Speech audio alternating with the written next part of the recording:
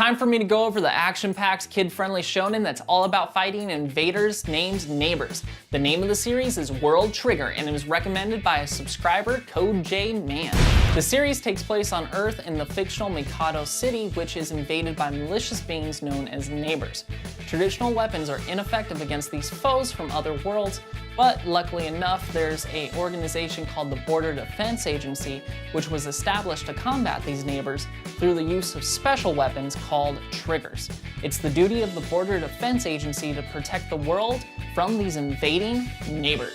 One day, the protagonist Osama, a trigger user in training, is pulled into the Forbidden Area, an area known for neighbors appearing, by some bullies that want to pick a fight on the new transfer student. But during this confrontation, a neighbor suddenly appears and begins its rampage. Osama immediately decides to use his trigger to aid his peers, all the while getting his ass beat, until the new transfer student, Yuma, suddenly saves him.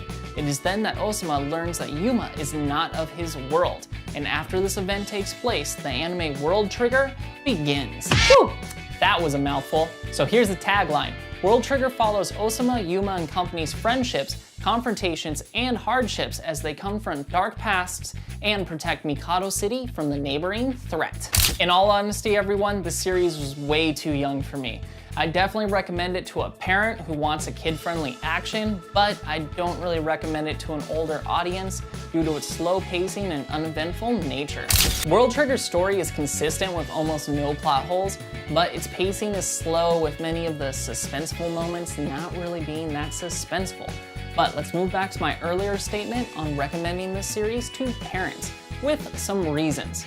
The series has almost no use of strong language, has morals and role models for both boys and girls, the characters fight big monsters, and the story gets intense but never too intense, which makes the show a very kid-friendly, action-packed shonen. So, if you're a parent looking for a kid-friendly action, I definitely recommend checking out World Trigger. But if you're part of that older audience, you may want to give the series a shot just to see if you can get into it and reminisce about your younger years. Info time.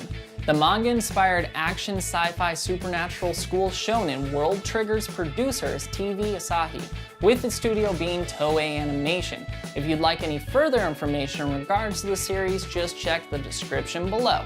And if you've seen World Trigger, let us know your thoughts on it in the comments. Now, remember everybody, watch Otaku Time.